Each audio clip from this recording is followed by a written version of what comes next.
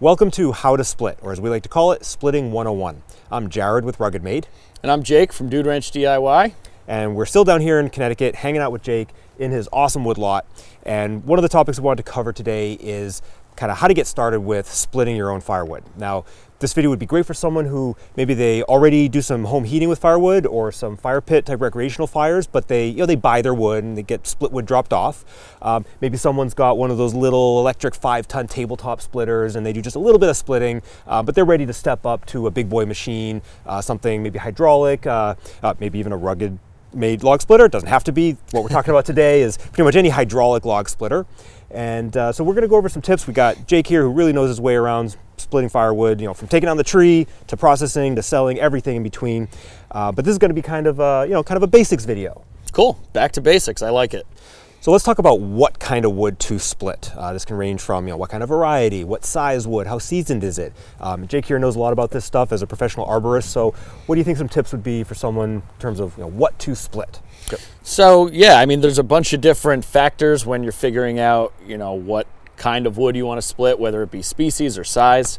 The biggest thing I think is what type of machine do you have? You mentioned a little 5-ton electric tabletop machine that obviously can't handle big 30-inch rounds that are full of knots and stuff, but certain machines like this one probably could.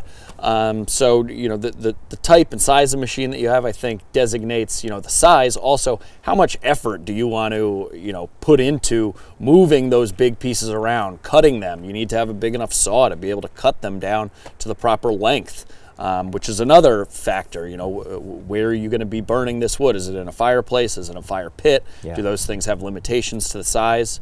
And then how soon do you want to be splitting it? Do you want to split oak, which takes about 2 years to dry completely till it's like really seasoned? And do you have a place to store it? Right. Do you have a place to store it? Or are you in a rush for wood? Do you want to cut down some standing dead ash or ask a tree service to drop off some standing dead ash that you could probably split and then be burning it in a couple months? So there's a lot of different factors there as far as what to split. Yeah, and depending where you are in the country, they might have different varieties of wood. We can't really account for all the different varieties. We're up here in the Northeast, so we kind of know what we have.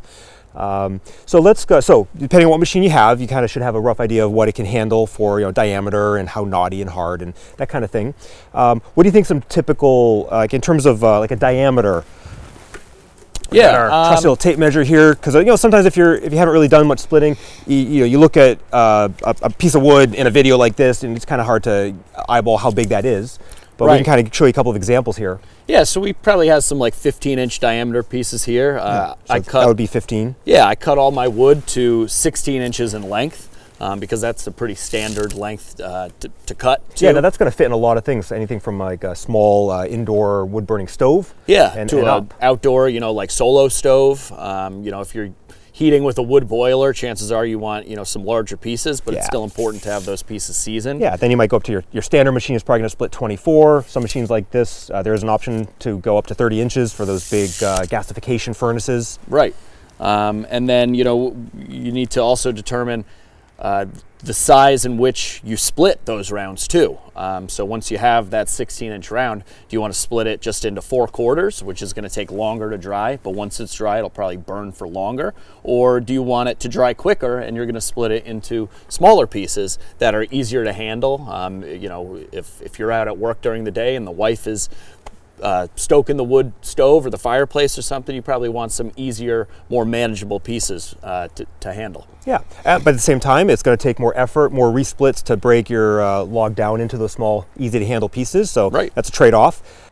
So before we fire this machine up, let's talk for a minute about safety. It's always a good idea to wear some basic safety gear. Probably the most important one would be eye pro. Hearing protection and gloves is not a bad idea either. One thing you really don't want to do around any kind of equipment is wear loose clothing that can get caught. And these machines do have some pinch points, and they are powerful, so you just really want to use your brain. That's your main safety device as far as operating the machine. Yeah, definitely. So let's get it fired up and split some wood. All right, sounds good.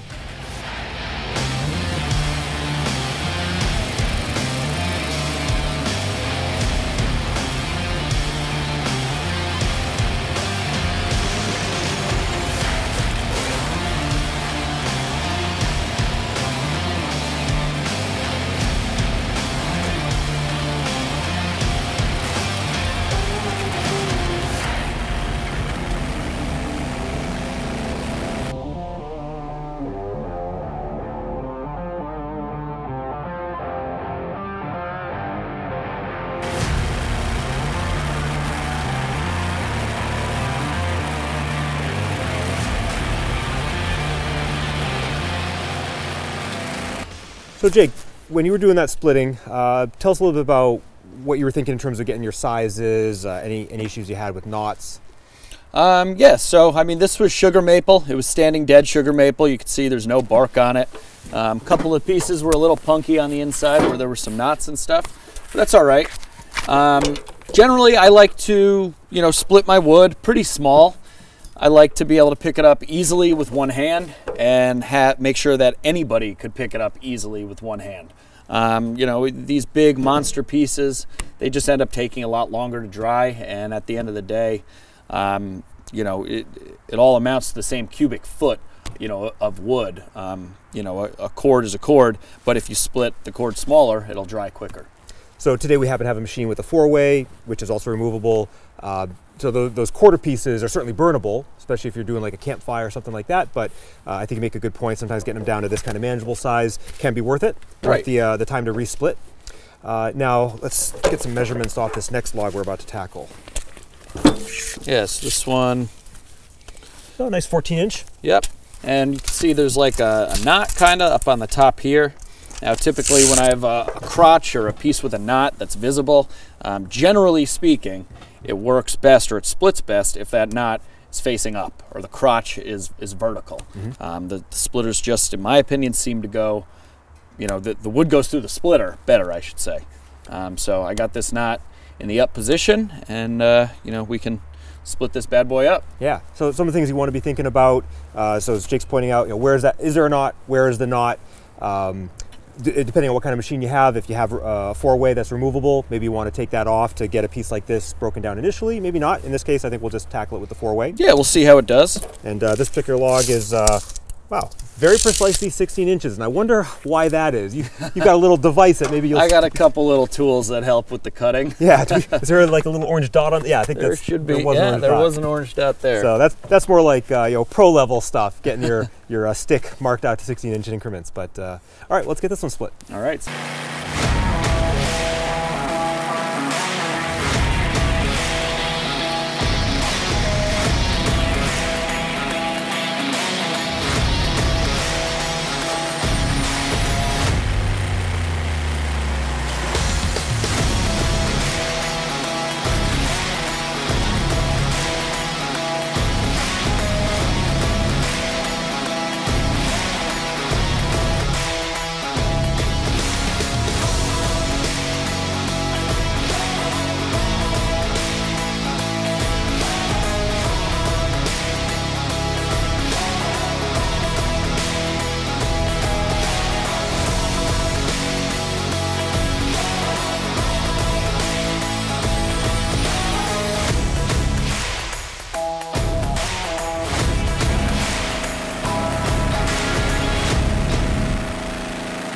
Well, that log split nicely. Yeah, it did. Got some nice pieces out of it. Yeah. Was definitely a little knot in there. But, 4-way makes quick work of it. Yeah, so knots are just, it's a part of the splitting life, but sometimes they can stress out a machine. So we've even had to take the occasional sledgehammer to knock a really nasty piece off. And sometimes they can kind of pop on you. One of the reasons for, wearing gear. But anyway, that one went pretty well. And what are we splitting here? What is this? It's sugar maple. More sugar maple, all right. Yep. Now another thing to keep in mind as you're thinking about getting into this kind of splitting is you're going to be operating by yourself most of the time, or do you have the benefit of a helper? Certainly can get a lot more done with a helper. Definitely, yeah. More productive with 2 people, but even if you're by yourself, having a machine with a log lift, something like this, is nice because you don't really have to lift up the rounds. You could just kind of roll them on and then let hydraulics do the rest of the work. Yeah, and back when we were talking about the size of logs, I mean, these are nice manageable sizes for most folks, but if you need to split big pieces like you see here in Jake's woodlot, also want to think about how you're going to get those into position. Maybe your machine can split vertically and you never have to lift that machine, lift that log. Maybe you've got, Jake's got a tractor here with a grapple bucket. I mean, you could have all kinds of cool gear, but if you don't, you're gonna have to figure out how to get that into position, or just try to get the smaller diameter sticks and logs. There are a lot of handy tools that can make your life a lot easier that you may not yet have.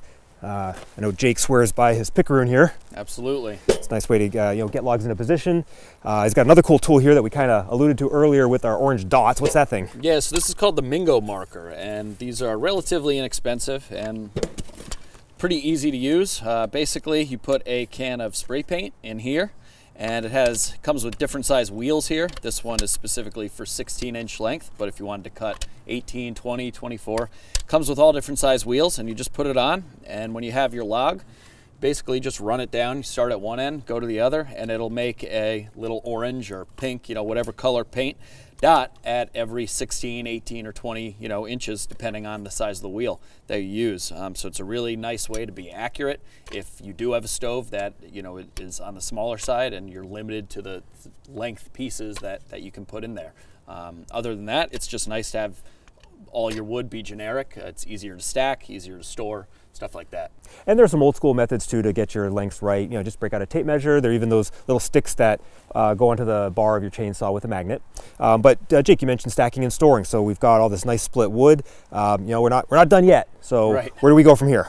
So now, if we were doing this in my wood yard, which we were, I stack all my wood in IBC totes. That's because I have a tractor that can pick up and move those IBC totes really easily. Yeah. But, for somebody that's just starting out, maybe you have a lawn tractor or a wheelbarrow. A lawn tractor with a little garden cart is really nice. The wheelbarrows, definitely work too. Or you can go old school, just pile it up in your arms and, stack it. Whether you're stacking it on a small rack in your garage or you have bigger pallet racks or something outside, reusing, recycling old pallets. A lot of people do it that way.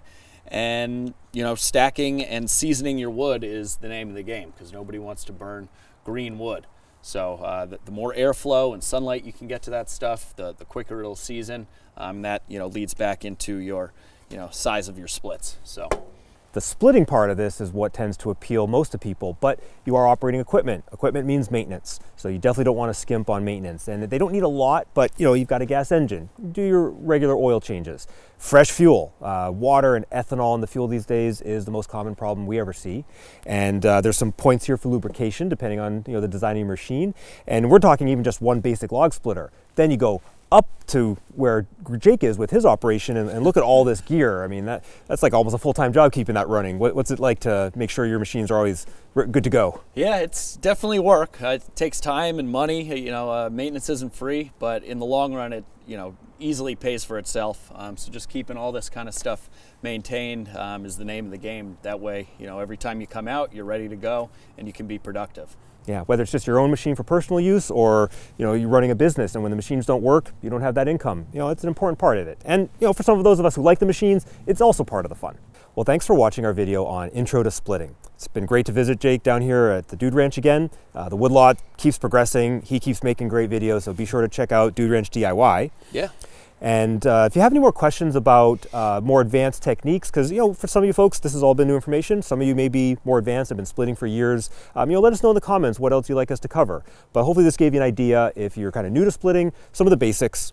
And what do you think, Jake? Yeah, I think we covered it all, and it would give anybody, whether you're new or intermediate, some good tips and tricks, for the trade to hopefully be more productive and safe overall. Yeah, so have fun with your splitting. And we'll see you in the next one. See you guys.